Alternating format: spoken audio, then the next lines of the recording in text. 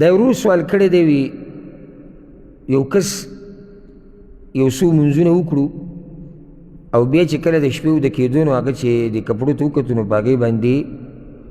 وینه لګېدلې وه جسم سدی زخم شوی د په هغې وینه لګېدلې دا منځونه صحیح دي او که نه د دې مسلې جواب ښه په یخو سړو دماغ اورېده پکار دي چې الله څه وایي د الله پیغمبر څه وایي دې مسله کې اول خو دا خبره یاده کوي چې د هغه وینې نه علاوه کومه وینه چې زنانه باندې راځي او د هغې مهواري هغه خو پلیته وینه ده هغې کې شک نشتي د هغې نه علاوه د انسان د جسم نه چې کومه وینه وځي د راجح او د تحقیقي قول مطابق دا صفا وینه ده دا پلیته نه ده دغه شان د هغه څاروي وینه چې د هغه غوښه خوړی کېږي علاوه د هغې نه کومه چې اوله کې وبه ویلی شي چې کله لاله کې هغه نه یادو وروسته رګونو کې غوښه کې جسم ناسې وځي دغه وینه ولې ځکه چې موږ سره اصل دا قانون دی الاصل فی الاعیان الطهاره اصل دا دی چې دا شی پاک دی د دې اصل نه به کله اوړو چې دلیل راغی چې موږ سره واضح ټوس دلیل راشي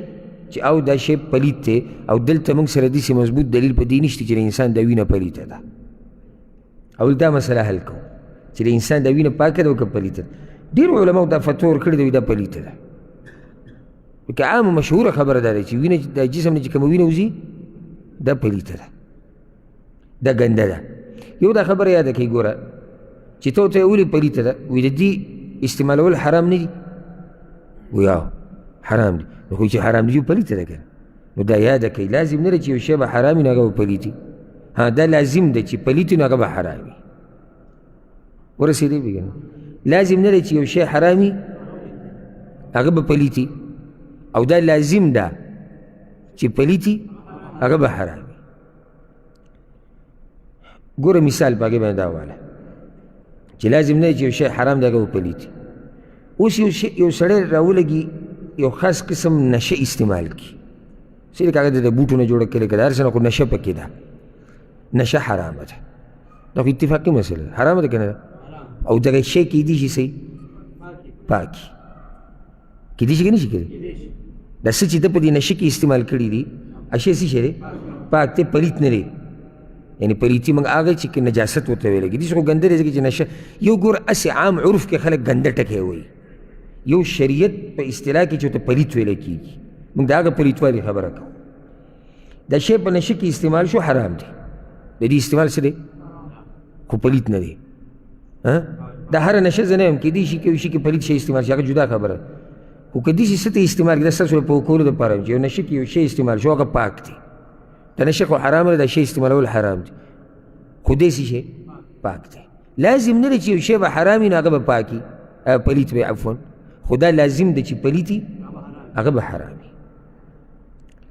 بیا چې ورسره نور دلایل موږ وګورو لکه اوس ګوره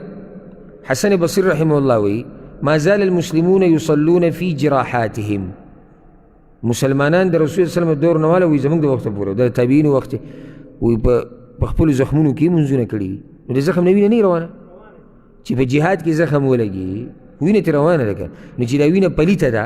نو څنګه دی مونځ کوي او د ده په جسم باندې څه شی دی وینه نه څه شی دی نجاست دی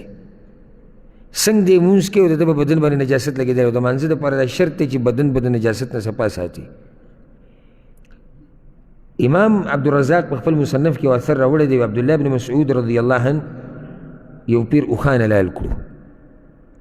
فتلطخ بدمها نو په دې کپړو باندې د دې وینې هغه دارې ولګېدې ثم اقیمت الصلاه فصلى ولم يتوضا بیا یې مونځ وکړو او اودس یې ونه کړو دلیل دی په دې باندې چې د هغه څاروي وینه کوم څاروی چې د هغه خوراک حلالي د هغه وینه څه ده پاکه ده سوی د هغه وینې نه چې هغه ولکې به یې ولکېږي ښه ذات الرقاع غزا چې کومه وه په هغې کې انصاري صحابي هغه واقع مشهوره ده امام بخاري راوړې ده چې د شپې څوکیداري کوله او مشرکانو په غشو باندې ویشتی او تر دې چې 3 غشو باندې لګېدلی 3 غشو باندې لګېدلی د شپې او به یې کې هغه خپل مونځ پوره کړی دی نو که دا وینه پلیته وي نو دې څنګه سره د پلیتوالي دا مونځ کوي زه ګوره دلته نن مسله د دې نه بیانوم چې وینې وتو سره اودس ماتېږي او که نه ماتېږي. موږ مسله د څه بیانوم؟ وینه پاکه ده که پلیته ده، مسله دا بیانېږي. او په منځ کې ته ځان له دغه مسله راویستی شي چې وینې وتو سره اودس ماتېږي او که نه. د کوم ځای نه دې راوویسته؟ د صحابي ده واقعا. نو دا پکې ته ځان له فایده واله چې وینه پاکه ده اودس او وتو سره اودس نه ماتېږي. عبدالله بن عمر رضی الله عنه مبارک راځي، امام ابن ابي شیبه دا روایت راوړی دی، عمر رضی الله عنه مبارک عفوا، چې هغې مونځ کوو او د زخم نه وینه روانه وه. خصوصا کوم واقع ستاسو ذهن ته راغلی؟ سهار مانځه کې چې لګېدلی و په چړو باندې. نو اوس موږ سره ګوره صحیح نس دې کې نشتی چېرې وینه پلیته ده. نو چې پلیته نه ده نو شریعت یو قاعده ده، بقاء ما کان علی ما کان. یو شی چې څنګه دی په هغې یې پرېږده، او اصل دا دی چې دا شی پاک دی، ځکه چې نه ورته الله پلیت وي نه ورته الله پیغمبر پلیت وي. نو ما ورته څنګه پلیتۍ ته به زور اړوم؟ بلته ګوره د انسان په بدن کې دا ټوله وینه چلیږي را چلیږي،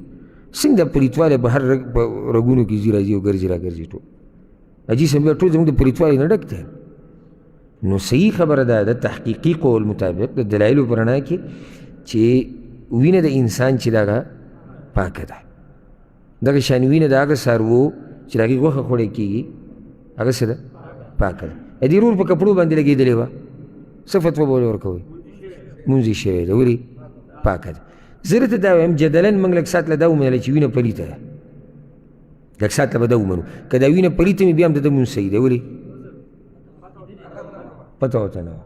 او موږ دا مسله بیان کړې وه چې د پلیتوالي پته وروسته د مانځه نه ولګېده نو مونځ صحیح دی. دلیل به څه دی؟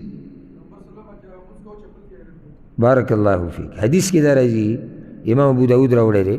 چې رسول صلی الله علیه وسلم یو پیر ملګرو له امامتي ورکړو، اذ خلعن علیه، د پیزاري وویستو او ګس طرف ته یې کېښود. فلما رأى ذلك القوم القوا نعالهم. صحابه کرامو چې رسول الله صلی الله علیه وسلم ولیدو چې یاره پیزاري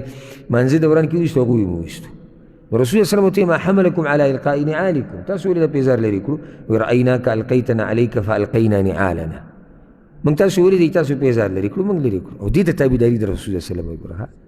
لکه دلته راته پوښتنه مبوسونه چې څنګه ولي او کېدی شي او چونکې چونانچې زموږ مذهب او ستا مذهب، پښتانه به څه وایي او پنجابیان به څه وایي او خلک به څه وایي او هغه به څه وایي او دی به څه وایي، چې رسول الله وسلم کړی دی موږ یې کوو.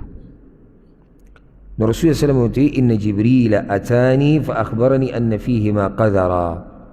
جبریل علیه السلام راغلی او ما ته وایي چې ستا په دې پیزارو کې ګندګي لګېدلې ده، پلیتوالی، نو یې ما لرې کړو او مونځ یې مخکې پوره کړ. دلیل دا دی که چېرته دې داسې دا مونځ بیا نه کېدی نو په کار دا و چې رسول الله وسلم د سر نه دا مونځ شروع کړی، خو هغه د مانځه په دوران کې پیزار لرې کړي دی او مخکې مونځ یې پوره کړی دی. که چېرته دا پلیت ثابت هم شي، دا وینه پلیته ثابته شي، نو بیا په یو حال کې د ده مونځ صحیح نه دی. کم؟ که ده ته پته وی، بارک الله فیک، که ده ته پته وی چې زما په کپړه وینه لګېدلې ده او موږ ومنو چې وینه څه ده؟ پلیته ده، نو بیا یې مونځ نه کېدو، ځکه چې ده ته پته وه. خو که دی وایي چې د خوب په ټیم کې ما په کپړو باندې اثرات ولیدو، نو خو دی خبر نه دی. نور دا خو موږ هسې ووایي که بل پرس پلیته ورته ووایم د ده مونځونه صحیح دي. نور خو موږ دا وایي چې دلیل په رڼا کې او په دې الحمدلله زموږ زړه مطمئن دی چې وینه د انسان د بدن نه چې کومه وځي دا پاکه ده. نو چې پاکه ده او د مانځه په دوران کې ورته پته ولګېده مونځ یې صحیح دی. ډېر ملګري د دې باره کې تپوس کوي، ګوره دا دین څومره د علم رڼا ده. اکثر دا تپوس کوي زما په کپړه باندې لږه وینه لګېدلې وه او ما ته پته نه وه، لاس مې زخمي شوی و، غاښ مې زخمي شوی و، دا تپوسونه په مخه کېږي. ځکه ما تاسو دا جواب په غور سره واورئ، دې سره به ډېرې مسلې حل شي. په منځ کې پکې کومه مسله هم حل شوه؟ وینې وتو سره اودس نه ماتېږي.